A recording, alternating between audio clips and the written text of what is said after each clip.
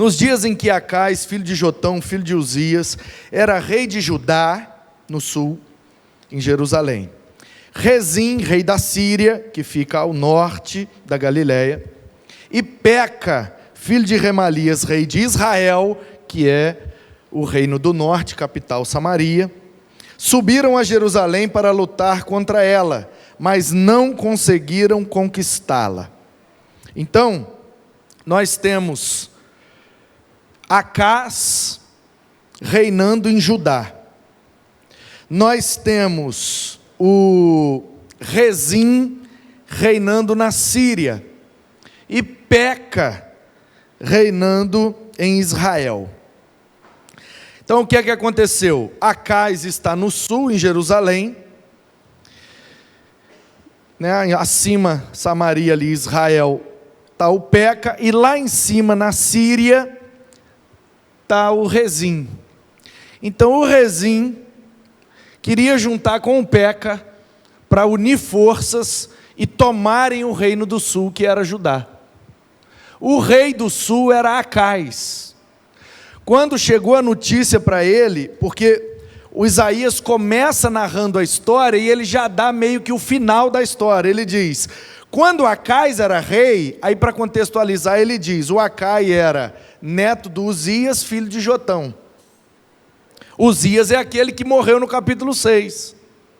Olha para você ver como a Bíblia é interessante. E se a gente não prestar bem atenção, a gente não repara nesses detalhes. No capítulo 6, começa dizendo assim, Uzias morreu. O Isaías viu o Senhor e foi chamado por Deus para ser profeta.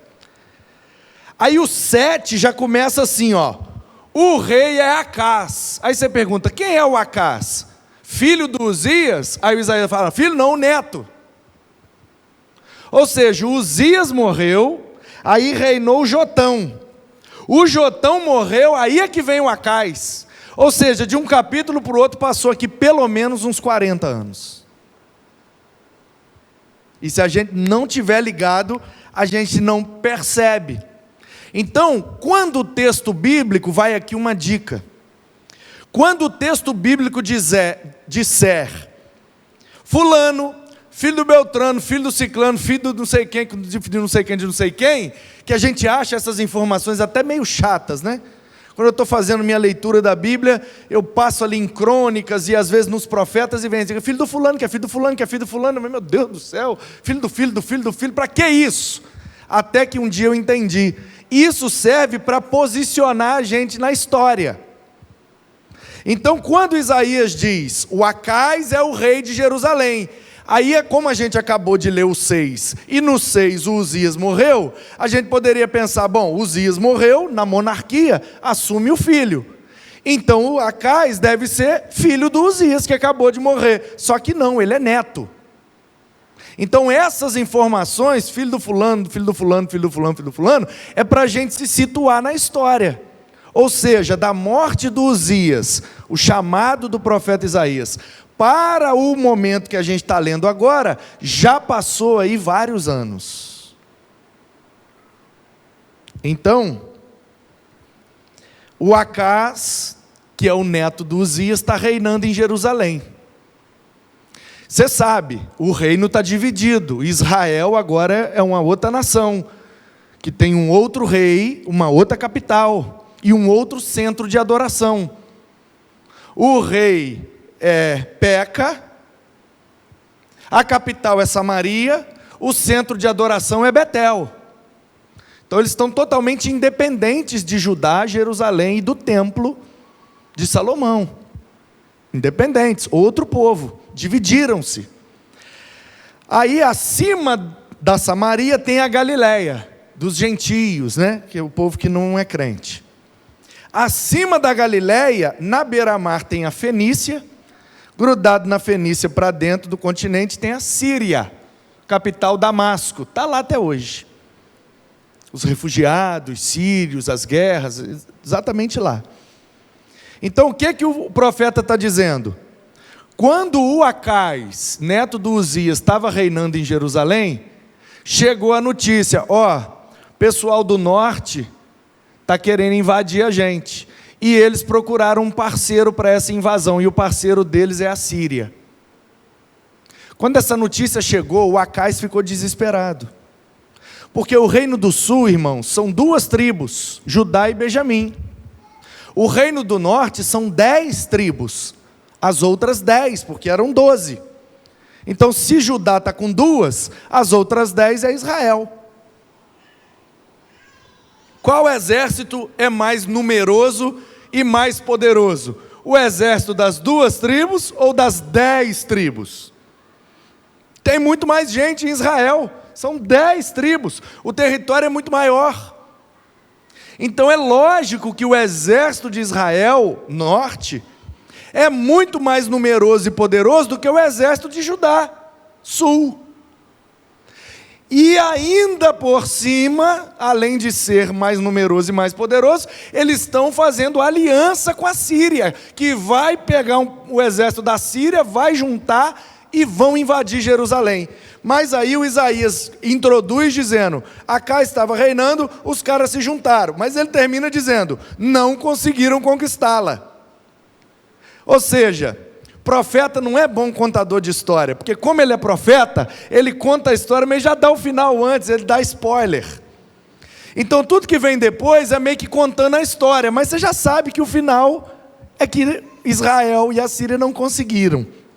É meio que tipo assim, o perigo está aí, mas fica tranquilo que o mal não vai vencer não. O profeta tem essa função. Irmãos, e eu vim aqui hoje usar da profecia de Isaías para também ser boca de Deus e profetizar sobre a sua vida.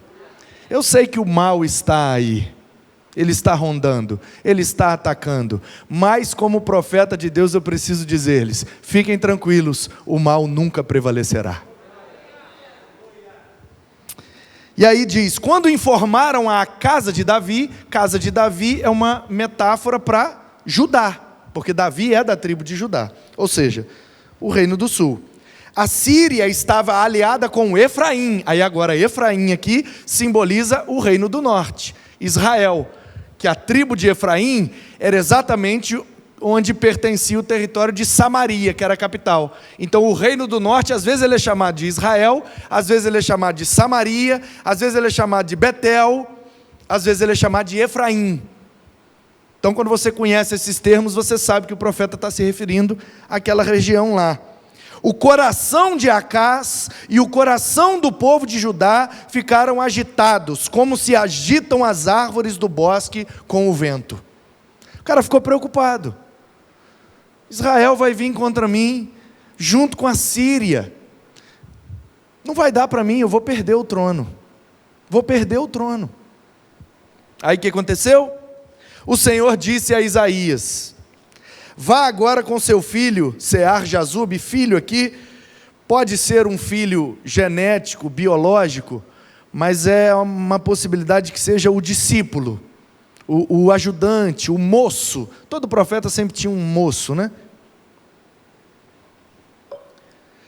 Vai lá encontrar-se com Acás, que está na outra extremidade do aqueduto do tanque superior, junto ao caminho do campo do lavandeiro.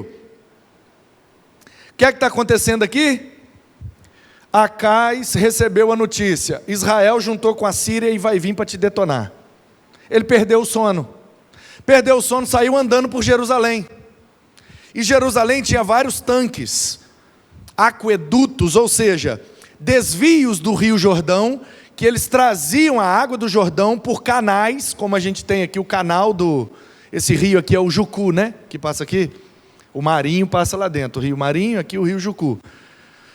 O canal que a gente tem aqui, né, o nosso aqueduto, aleluia, né, irmãos? Esconder aqui, que fica mais bonito. Então o que eles faziam? Desviavam o curso do Jordão para levar a água para dentro de Jerusalém. E a água entrava por esses aquedutos. Assim que a água entrava na cidade, eles faziam um poço. Aí a água enchia aquele poço e ia depois escorrendo, né, ladeira abaixo, em direção ao Mar Morto. E ali naqueles tanques eles pegavam água, eles se banhavam, era meio que a Cezanne daquela época lá. Lembra daquela história de um homem que era deficiente, estava na beira de um tanque há vários anos, e existia uma crendice de que de vez em quando um anjo descia, mexia as águas, e o primeiro que pulasse lá dentro era curado. E o homem estava ali na beira daquele tanque. O tanque que o homem estava era o Betesda, né? Bethesda, que é a casa da misericórdia, o mesmo nome de Esdras, né? Esdra. Então Bethesda, a casa da misericórdia. Engraçado, né? O homem estava na beira de um tanque que se chamava casa de misericórdia, mas ninguém tinha misericórdia do homem. Ele ali há anos e anos e anos e anos e anos, e aí Jesus passa e precisa de água, não precisa de anjo, precisa de crendice, só precisa de fé. Você crê? Crê. Então pronto, está curado. Que é assim que Jesus faz, irmãos. Ele pega todas as nossas convicções, considera como esterco, e pelo seu único e precioso poder, Ele faz o que quiser em nossas vidas. Faz quando quer, faz onde quer e faz com quem quer. Aleluia! E aí, Betesda era um dos tanques, mas tinha um outro que ficava para o outro lado. E tinha uma estrada saindo ali de perto do templo, indo em direção a oeste da cidade de Jerusalém, um caminho que levava àquele tanque. E aquele caminho se chamava caminho ou estrada do lavandeiro, porque as pessoas pegavam aquele caminho para ir naquele tanque lavar as coisas. Usavam a água do tanque para lavar roupa, lavar os tecidos, utensílios, lavar. Lá que tinha água, em outros lugares não tinha torneira que saia água dentro de casa. A água era tirada nos poços. Como Jerusalém fica no alto do monte, a gente sabe, em cima do monte não tem como cavar um poço, né? A não ser que você vai perfurar lá, sei lá quantos centenas de metros tem a altitude de Jerusalém em relação ao mar, principalmente em relação aos lençóis freáticos que estão tudo lá embaixo. Então a água que chegava em Jerusalém era a água que era desviada por esses aquedutos e que chegava na cidade. Então o povo costumava ir naquele tanque para lavar as coisas, por isso estrada ou caminho do lavandeiro. Aí o Acais recebeu a notícia, o Israel junto com a Síria vão invadir. Ele perdeu o sono e pegou aquele caminho e estava indo em direção àquele tanque. Era um lugar meio afastado do movimento da cidade. De madrugada, o homem sozinho, pensando, ansioso, sem conseguir dormir. Meu Deus, o que vai ser de mim? Eles vão invadir. De repente chega o Isaías. Olha, lê aí comigo. 4. Diga-lhe o seguinte: tenha cuidado e fique calmo. Não tenha medo, nem fique desanimado por causa desses 2 tocos de lenha fumegante. Na versão de Almeida corrigida, acho que até atualizada ainda mantém, fala esses 2 tições fumegantes. O que são os 2 tocos fumegantes, gente? É uma figura, é um símbolo, é um toco fumegante, um tição, ou seja, é um carvão que já está em brasa, quase acabando e virando cinza. Não tem mais fogo, só tem fumaça, ele só fumega. Ou seja, está perto do fim. Então Isaías disse assim: você está com medo do rei da Síria e do rei de Israel, né? Fica tranquilo, é 2 tição fumegante. Ou seja, eles são carvão, mas já estão no finalzinho, não dura muito não. Linguagem profética, tem que entender. E aí, o furor da ira de Rezim e da Síria do filho de Remalias, porque a Síria, Efraim e o filho de Remalias resolveram acabar com você, dizendo: vamos atacar e amedrontar o reino de Judá, vamos conquistá-lo para nós e fazer reinar no meio deles o filho de Tabeal. Sei lá quem é Tabeal, mas era do colunho aí dos 2, uns milicianos que estavam se unindo para tomar Jerusalém. Aí o Tabeal é um dos milicianos, parceiro dos caras, e o combinado era: a gente vai lá, invade e bota meu menino lá, hein? Aí os caras, beleza, você ajuda a gente, e se a gente tomar posse, a gente bota o seu menino e é tudo nosso. Então fechou, vamos lá. Aí o Isaías diz, nada disso. Assim diz o Senhor, versículo 7. Isso não tem nenhuma chance de acontecer. Acais morrendo de medo. E Deus envia o profeta para dizer, não vai acontecer o que você está esperando. Eu sei que diante das lutas, das dificuldades, a gente sempre espera a pior notícia. A gente sempre espera o mal, a gente sempre espera a desgraça, a gente fica meio desesperançoso, mas Deus está nos lembrando, eis que assim diz o Senhor, só vai acontecer o que Ele quiser. Se Ele não quiser, pode o vento estar todo contrário, se Ele não quiser, não acontece.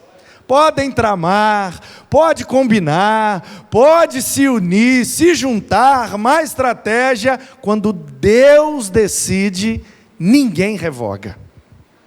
Porque a capital da Síria é Damasco, e o cabeça, ou seja, o líder de Damasco é Rezim, o rei da Síria. E dentro segura a promessa, 65 anos, Efraim será destruído e deixará de ser povo. Isso aqui está sendo profetizado em 700 e alguma coisa, exatamente 65 anos antes de 722, quando a Assíria destrói tanto a Síria quanto Israel, e eles deixam de ser povo. Só Judá sobrevive ao ataque dos assírios, porque era promessa de Deus. Aí depois eles desobedeceram, Nabucodonosor vem com a Babilônia, e aí sim Jerusalém é destruída. Mas aqui a promessa é, não vai ser pelas mãos dos sírios, nem dos assírios. Se vocês obedecerem, ninguém os tirará daqui. Mas se desobedecerem, aí depois vem um reino chamado Babilônia, e aí sim Babilônia tem a chance de destruir vocês, se vocês não ouvirem e obedecerem ao Senhor. Então, a capital de Efraim é Samaria, e o cabeça é Remalias. E aí termina o versículo 9 dizendo, se vocês não crerem, certamente não permanecerão. Ou seja, quando Deus dá uma palavra, quando Deus promete alguma coisa, essa é a parte dele, prometer e fazer cumprir. Mas entre o prometer e fazer cumprir, tem um negócio aí no meio que está com a gente, que é crer na promessa.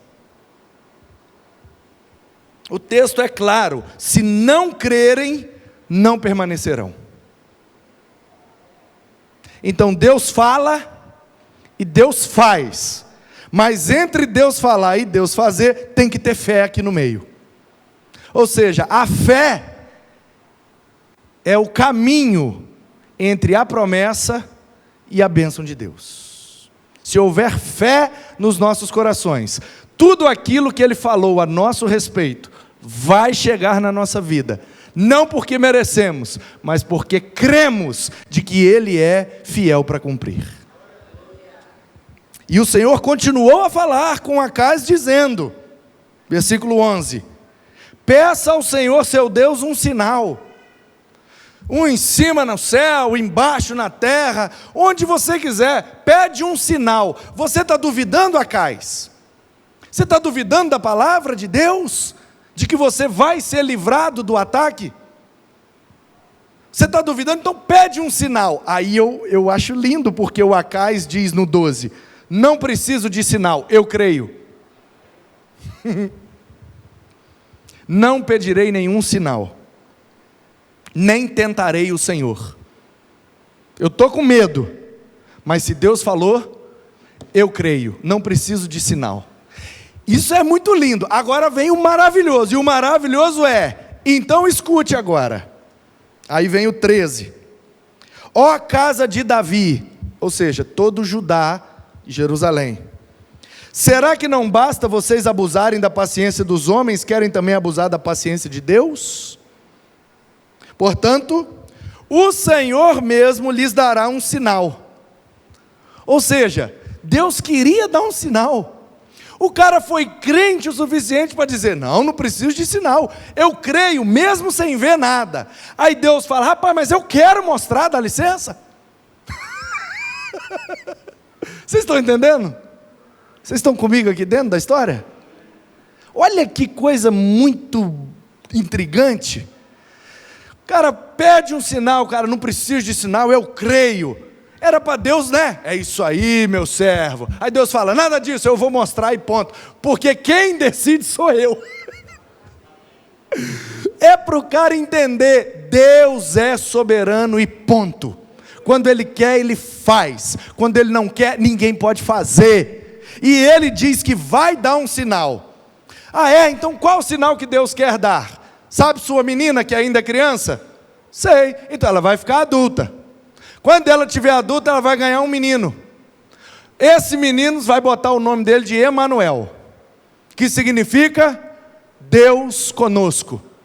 Esse menino vai atingir os 12 anos de idade. Quando esse menino tiver 12 anos de idade, ou seja, capacidade de discernir o que é certo e o que é errado, aí ele se torna um filho da lei, um bar mitzvah. Aí ele já tem idade para comer manteiga e mel, já tem condição de discernir o certo e o errado. Quando ele chegar nesse ponto, Deus vai dar o sinal para você. E o sinal será que a Assíria vai invadir, e quem está planejando agora a sua morte é que vai morrer. Ponto. Os tempos passaram.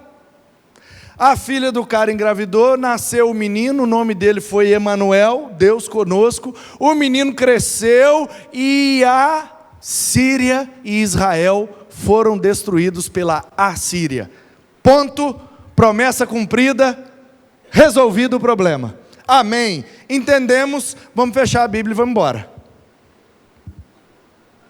Só que isso aconteceu 700 e pouco antes de Cristo. Aconteceu, todo mundo se lembrou e falou, eita, que aquele negócio que o Isaías falou era verdade mesmo. Olha aí, o Senaqueribe da Assíria invadindo lá em cima tudo. Olha, detonou a Síria, destruiu Samaria. Eita, o Isaías estava certo. Calma, então se ele estava certo, nós aqui em Judá estamos tranquilos. Então beleza. Aí o povo achou, estamos tranquilos? Uhul! Se esqueceram de obedecer a Deus. Aí a Babilônia vem, invade, aí destrói Jerusalém. Aí Deus fala, eu vou permitir que vocês vão para lá sim.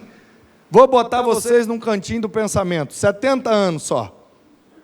Nossa pastor, 70 anos é muito comparado à eternidade de Deus? 70 anos não é nada, vai ali, pensa no que você fez, daqui a pouco você volta. Então eu vou permitir vocês irem para o cantinho do pensamento. Vocês estão precisando refletir um pouco.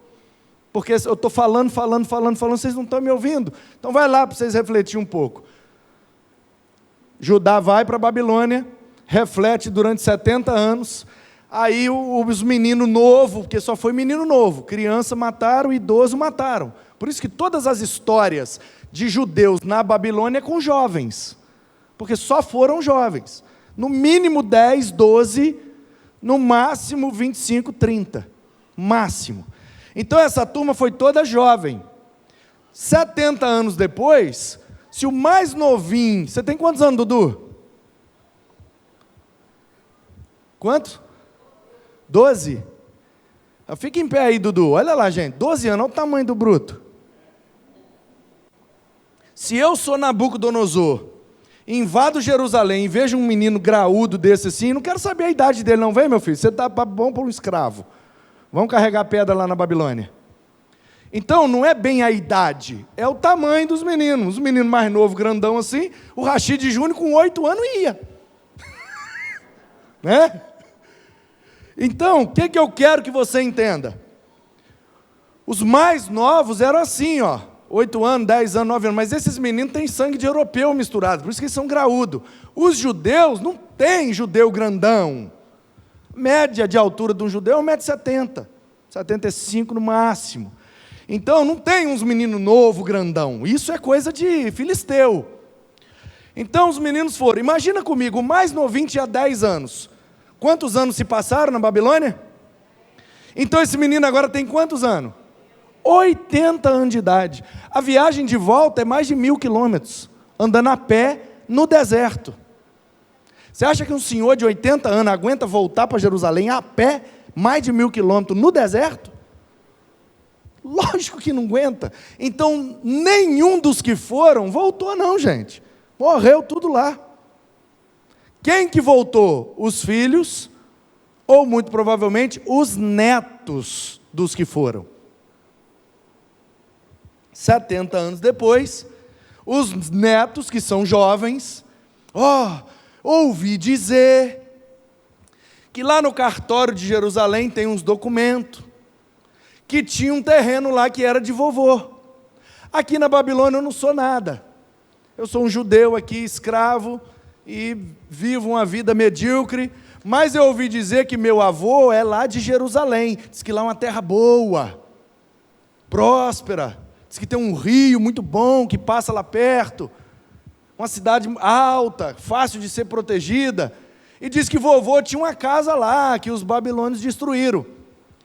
Eu estou pensando, já que eu estou começando a vida aí com 15, com 17, com 22 anos, eu não tenho nada a perder mesmo, eu estou pensando em juntar uma galera aqui, a gente voltar para lá, eu ir lá no cartório e pegar lá a escritura, é de vovô, meu nome é tal, eu sou filho de fulano, que é filho do vovô, então essa terra aqui é minha, eu vou pegar, vou plantar uns negocinhos, vou criar uns bichinhos e vou viver lá. Eu não vou ser rico, mas pelo menos não vou ser escravo. Então, essa turminha com essa motivação são os que voltaram. Com Esdras, Zorobabel e Neemias, num período que durou quase 100 anos. E aí reconstruíram o templo, liderados por Zorobabel, reconstruíram os muros, liderados por Neemias, e Esdras registrou tudo, no livro de Esdras, Neemias e no livro das crônicas. É por isso que o livro das crônicas tem fulano, filho de Beltrano, filho de Ciclano, que é filho de Beltrano, que é filho... Por quê? Porque ali é o cartório. De quem que você é filho? Ah, do fulano. E de fulano, que de fulano, que de fulano, de fulano. Ah, então o seu terreno é aquele ali. Ó. Entendeu ou não, irmãos? Agora, quando você lê genealogia, você já vai até ler mais com boa vontade. Você vai falar, olha, é o registro do cartório. Para saber de quem que o menino é descendente. Para saber qual é o pedaço de terra que pertence a ele. Simples assim. Aí o povo voltou. Agora nós já estamos em 400 e pouco.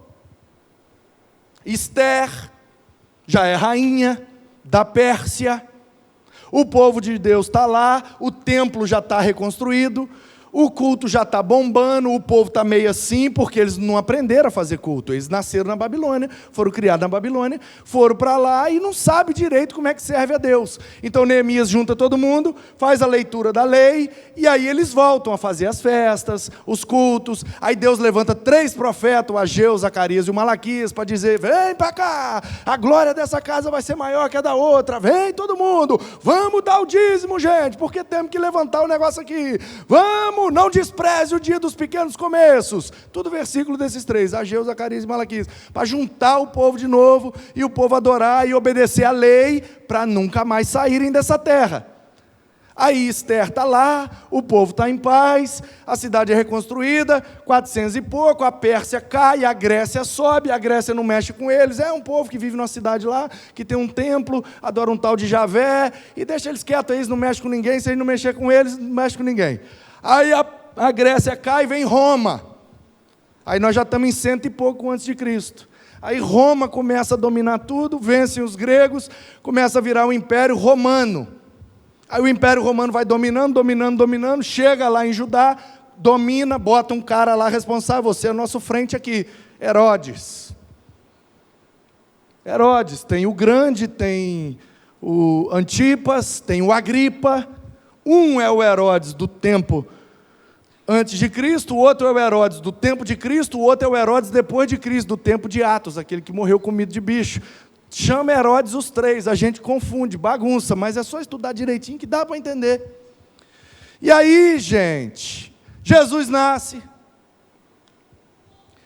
e vai apresentado ao templo com 8 dias, e depois some lá para Galileia, aí volta com 12 anos, faz o bar mitzvah ali no templo, mostra para os caras que eles não sabem nada, eles estão perguntando a Jesus, mas Jesus sabe mais que todos eles juntos. E aí os pais esquecem ele, depois voltam para buscar ele, 12 anos, aí some de novo e reaparece agora com 30. Um belo dia, João Batista, filho de Zacarias, de Isabel, está lá no rio, gritando, usando roupa de couro, comendo gafanhoto, bebendo mel, um cara doido da cabeça. Raça de víbora, chamando todo mundo de cobra, mandando todo mundo se arrepender, está todo mundo errado, ninguém presta. Se arrepende e pula dentro d'água aqui, para lavar seus pecados, que vocês são tudo pecador miserável. Aí os religiosos não gostam muito do discurso daquele cara, e ele bate em todo mundo, aí ele bate também no rei, e aí o rei fica meio assim, mas gosta dele, mas não gosta, aí a mulher do cara fica bolada, e traz a cabeça dele numa bandeja para mim. Aí pronto, mataram o João Batista. Só que antes dele morrer, um belo dia ele está lá no rio, pregando, tal, e de repente aparece o primo dele. Primo de 2º grau, porque as mães eram primas. E aí quando aparece o primo, ele dá um grito. Eis o Cordeiro de Deus. Eu estou lavando vocês para simbolizar a limpeza dos pecados. Mas ele, que é o Cordeiro, quando for morto, vai perdoar de fato o pecado de vocês. Mas vocês têm que crer nele. Vem cá, meu primo, vou batizar. Aí ele fala, meu primo, então me batiza. Aí o primo fala, você está doido, rapaz? Eu tenho que batizar esses pecadores miseráveis. Você não, você é perfeito. Você é o Cordeiro. Você é o Filho de Deus, eu vou batizar você? Eu não sou digno nem de desamarrar a sandália do seu pé, quanto mais de te batizar. Aí Jesus fala, não, tem que cumprir a justiça. Ou seja, o pecado deles está grudado em mim. Então, simboliza aqui na água aquilo que de fato eu vou fazer na cruz. Que essa é a justiça de Deus. Eu sou perfeito e eu sou o Cordeiro que vou ter que fazer, então simboliza de uma vez. Aí o primo, tibum, e ele sai pregando. Vai para o deserto, o diabo vem, tenta ele, 3 versículos na cara do diabo, o diabo foge, e ele começa, aí ele vê um cara cobrando imposto. E aí, meu querido, beleza, como é que é seu nome? Meu nome é Levi. Levi, nome bonito, nome do filho de Jacó, o filho de Israel, a tribo que foi escolhida para ser sacerdote, hein? Que nome bonito você tem, nome de Levi. Rapaz, mas eu acho que você tem mais cara de Mateus. Você não quer vir comigo, não? Ir com você para quê? Bom, porque eu estou pregando aí as boas novas. Existe salvação para você. Vem comigo. Aí o texto diz, deixou a sua banca e foi. Aí, bora Mateus. Não, senhor, o meu nome é Levi. Não, agora adiante você é Mateus. Porque eu sou assim, eu gosto de chamar as pessoas do nome que eu acho que é. E você, pescador aí? Meu nome é Simão. Não, rapaz, você é meio bruto, hein? Você vai ser o Pedra. Vem comigo, Pedrão. E você? Eu sou o João. Não, mas você fala meio coisa, você é o filho do trovão, Boanerges. Ele ia botando apelido nos caras. E chamando os caras e botando apelido, e vão comigo, e vão comigo, vão comigo, e os caras foram com ele. Daqui a pouco tem 12, e sobe, desce, vai para Jerusalém, vai para Galileia, e cura, e água em vinho, e não sei o que, tal, e anda nas águas, meu Deus, aquilo aí.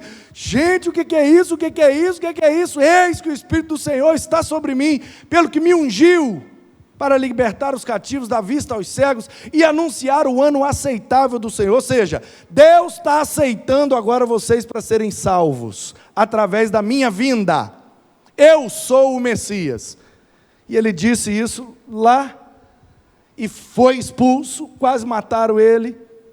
E aí a turma que andava com ele olhou aquilo e falou: rapaz, eu acho que esse cara é o Messias mesmo, hein?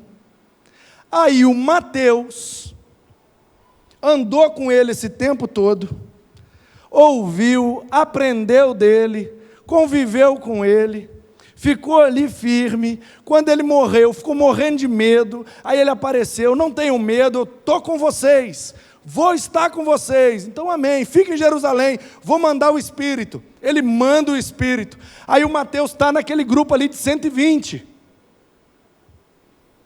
E aí no dia de Pentecostes o Espírito é derramado, eles ficam cheios, a igreja multiplica, é 3.000, é 5.000, é 10.000, é não sei quantos mil, e a igreja vai crescendo, crescendo, crescendo, crescendo. Aí o Paulo converte, vai aos gentios, a igreja começa a crescer para todo lado. E em Jerusalém o povo começa a questionar demais que Jesus era realmente o Filho de Deus. Era mentiroso, ele era um charlatão, era tudo mentira, ele não era o Messias nada. Aí um belo dia, por volta do ano 50 e pouco, mais ou menos uns 20 anos depois que Jesus já tinha ressuscitado e subido ao céu, o Mateus senta, pega um pergaminho e diz assim: ó, eu sou judeu, filho de judeu, criado em sinagoga, eu conheço a Escritura, conheço a lei de cor, conheço os escritos e os profetas, passei pelo bar mitzvah, eu conheço todas as promessas. Então deixa eu dizer um negócio para você. Jesus, ele é filho de Abraão, ele é filho de Isaac, ele é filho de Jacó, ele é filho de fulano, ele é filho de Davi. Então ele é filho do fulano, do Beltrano, do Ciclano, do José. Ele. 3 listas de 14 gerações, desde Abraão até Jesus, para mostrar, se Israel, se Judá, se nós aqui agora, os judeus, em Jerusalém, temos que ter um rei para enfrentar o César, quem tem o direito de sentar nesse trono é esse cara, porque ele é o descendente de Davi, legítimo. Aí os caras: rapaz, será que é mesmo? Deixa eu mostrar a genealogia para vocês. Ó, isso. Ah, e deixa eu te falar uma outra coisa. A mãe dele, quando ainda estava noiva do pai dele, virgem, recebeu a visita de um anjo. Aí os caras: que é isso, rapaz? É. E digo mais, porque eu tive lá em Nazaré com ele, e a mãe dele me contou a história. Foi mais ou menos assim: ela estava lá, o anjo veio e falou: calma Maria, não fica com medo não, é da parte de Deus, o Espírito do Senhor vai gerar em você o Filho de Deus, e o nome do menino vai ser Emanuel. No cartório você bota Jesus, porque ele vem para trazer a salvação, e Yeshua. Mas ele é Deus conosco. Você vai engravidar virgem, e ele é o Deus que vai viver com a gente. Quando Mateus ouviu isso, imediatamente ele associou: eita! Aquele negócio que eu aprendi na sinagoga, de que quando o Acá estava com medo do pessoal do norte, e Deus deu uma promessa: ó, essa menina sua que agora é virgem, vai passar muitos anos, ela vai engravidar, o menino vai nascer, vai passar uns anos, e aí quando chegar naquela data lá da frente, os caras que querem o seu mal serão destruídos. Eu aprendi na sinagoga que aquela promessa era para o tempo de Acais, era para dar um conforto ao povo de Judá. Mas 700 anos depois, eu estou vendo que, na verdade, a promessa que Deus fez através do Isaías para Acás também pode ser aplicada ao nascimento dele, porque ele é de fato o Emanuel. Então, na verdade, a promessa se cumpriu lá em Acás, mas a profecia dura para todo sempre, porque a palavra de Deus é eterna. Então o nascimento de Jesus é o fechamento da promessa e da profecia. Ele é o Messias, porque ele nasceu de uma virgem e ele é Deus conosco. E eis que a virgem, versículo 23 do primeiro capítulo de Mateus, a virgem conceberá e dará à luz a um filho, e ele chamará Emanuel. Emanuel é Deus conosco. Isso é Mateus citando Isaías, para dizer: ei, vocês nunca aprenderam isso na sinagoga? Ouçam-me então, judeus. Sabe aquela história do Emanuel que a gente aprendeu do Acais? Pois bem, isso se cumpre em Cristo, em Jesus. Ele é o Messias, ele é o ungido, ele é o Filho de Deus, portanto ele é Deus conosco. E assim como aquele menino simbolizava que o mal não iria prevalecer, quando ele nasce, a mensagem é a mesma. Jesus nasceu para não permitir que o mal prevaleça contra o povo de Deus. E aí Mateus escreve isso aqui é a teologia de Mateus. É Mateus dando aula de Isaías para os judeus e apontando para Jesus, para que os judeus possam crer.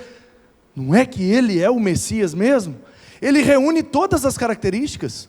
Ele é de Judá, ele é de Belém, ele fugiu para o Egito, ele foi para a Galileia. Tudo que o Isaías falou, a Galileia que habitava em trevas, viu uma grande luz. Gente, o Isaías, a gente achou que ele estava falando o tempo inteiro do neto de Acais, e ele estava falando o tempo inteiro do Messias, e isso se cumpre na vida desse homem. Como que a gente não aprendeu isso na sinagoga? Eu creio, e outros diziam, eu não acredito, isso é tudo mentira. Normal. Uns creem, outros não. Normal. A função de Deus não é fazer crer, a função de Deus é revelar. Crer é a função de cada um de nós.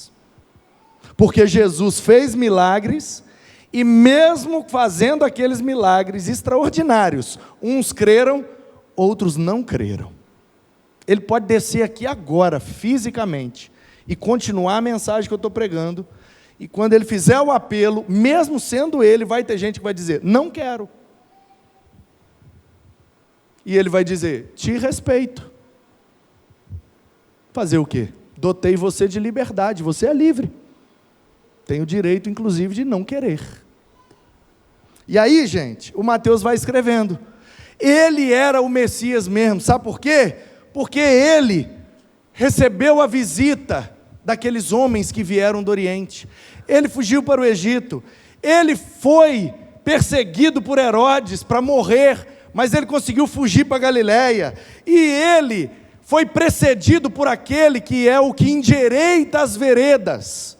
A voz do que clama no deserto, endireitai as vossas veredas, foi o primo dele, o João Batista, que veio para preparar o terreno, bateu em todo mundo, para todo mundo ficar zonzo, e ele fala, agora os que são meus, vem comigo. E aí o Mateus vai contando a história. E ele fez isso, e ele fez aquilo, e ele expulsou demônio, ele fez o cego enxergar, ele fez o paralítico andar, ele fez isso, ele fez aquilo, e o povo está lendo e falando, meu Deus, então é ele mesmo, é ele mesmo, é ele mesmo, é ele mesmo, Emanuel, ele é Deus conosco. Aí a última frase do Evangelho de Mateus, qual que é? Gente, eu amo demais esse livro, ele é maravilhoso. Mateus conta a história toda, para provar bíblica e teologicamente, ele é o Messias, ele é Deus conosco, ele é que cumpre a principal promessa de Deus, eu estarei com vocês. E aí, para encerrar o Evangelho, qual é a frase que Mateus escreve dele? Continuarei sendo Emanuel, estarei com vocês até a consumação dos séculos. O neto do Acais morreu, mas eu não, eu vivo para todo sempre. Natal, um convite ao relacionamento com as promessas de Deus. Deus tem promessa para a sua vida, irmão. Talvez você nessa noite se encontre como um Acais. Você me abandonou, Juninho? Não estou te entendendo não, meu filho. Pagar seu cachê não, hein? Pedi para ele ficar, ele sumiu. Foi juntar com os músicos, dar um passeio, bater um papo, né? Normal de músico, né?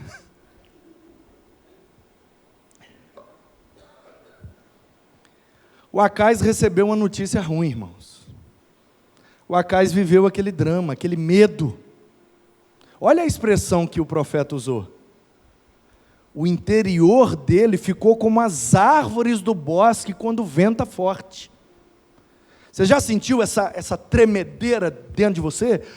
Incontrolável, de medo, de pânico, sem saber, meu Deus, o que vai ser? A boca seca, a mente embaralha, o coração dispara e a gente fica, o que vai ser, o que vai ser, o que vai ser de nós? E eu lembro quando saiu a notícia, fechem os templos. A pandemia chegou ao Brasil, não tem mais o que fazer, fechem os comércios, fechem os templos, sem aglomeração, todo mundo dentro de casa. Falei, meu Deus, eu vivo de aglomeração.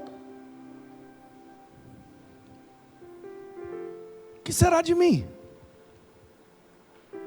Igreja é ajuntamento. O povo não pode mais ajuntar. O que será da igreja?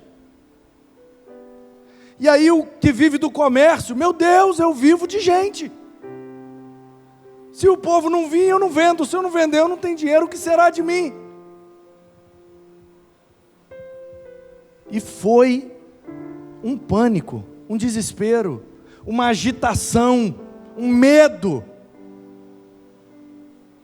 Aumentou a ansiedade, disparou taquicardia em todo mundo. Foi complicado. Mas quase 2 anos depois, estamos nós aqui. Porque quando Deus não quer, ninguém faz. Porque o vírus vai pegar e vai matar todo mundo. Não vai matar.